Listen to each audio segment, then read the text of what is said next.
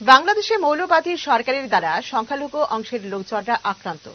এই ঘটনার তীব্র নিন্দা এবং ধিক্কারের পাশাপাশি অবিলম্বে এই ধরনের অমানবিক ঘটনা বন্ধের পাশাপাশি দোষীদের শাস্তির দাবি তুলে আজ শান্তির বাজারে ৮ নং জাতীয় সড়কে বিক্ষোভ মিছিল করেন শত শত মগ এবং চাকমা সম্প্রদায়ের লোকজনরা।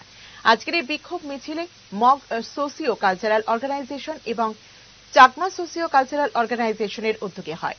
এই বিক্ষোভ মিছিল শান্তির বাজার দক্ষিণ জেলা হাসপাতালে চৌমুহনী থেকে শুরু হয়ে বাজারের বিভিন্ন জনপদ পরিক্রমণ করে অবশেষে শান্তির বাজার পাঞ্জাব ন্যাশনাল ব্যাংকের সামনে প্রতিবাদ সভার মধ্যে সমাপ্তি ঘটে।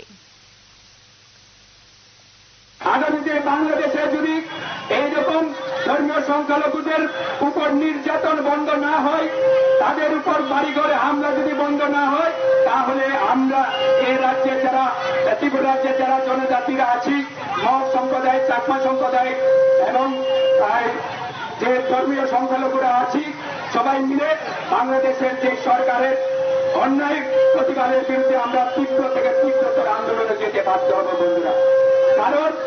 কারণ আমরা দেখেছি যে বাংলাদেশ যেভাবে নির্যাতন শুরু করে দিয়েছে, সেই নির্যাতনকে আমরা দেখে চুপ বুঝে সহ্য করতে পারি না।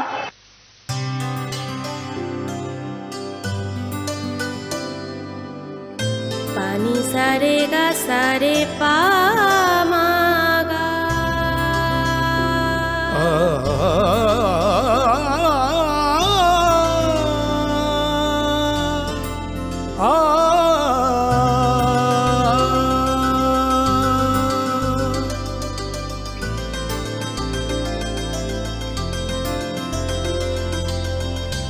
স্বর্ণকমল জুয়েলার্স, আপনার চেয়ে আপন।